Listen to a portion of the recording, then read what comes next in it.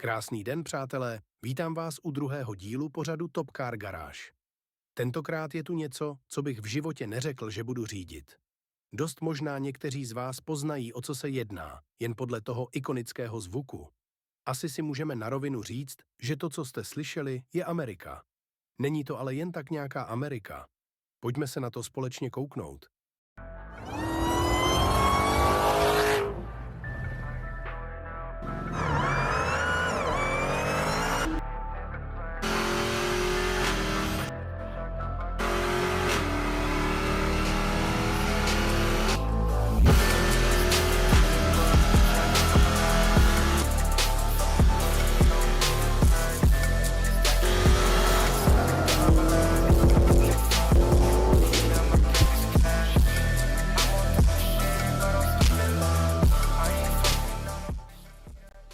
Tak si myslím, že představení auta bychom měli.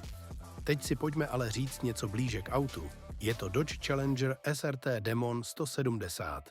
Srdcem tohoto auta je vidlicový osmiválec o objemu 6,2 litru a doplňuje to úžasně znějící kompresor.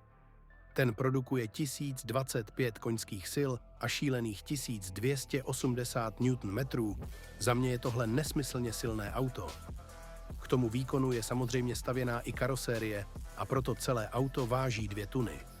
To je ale vidět i v interiéru. Krom posílení celé karosérie má auto taktéž dost robustní palubovku a velmi pohodlné sedadla s dost příjemným bočním vedením. Není to, jako když se posadíte do starého sportáku. Tohle auto vám říká, že to myslí vážně.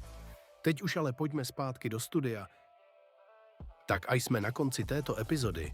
Moc by mě zajímalo, jaký máte názor na tuhle americkou šílenost. Nebojte se mi klidně ozvat na Iris, kde určitě budu zveřejňovat nějaké fotky z natáčení, nebo případně klidně dolů pod video. Jsem rád, že jsem se k takovému autu mohl dostat a tímto chci rovnou poděkovat Mike'u Silverovi za zapůjčení auta do této epizody.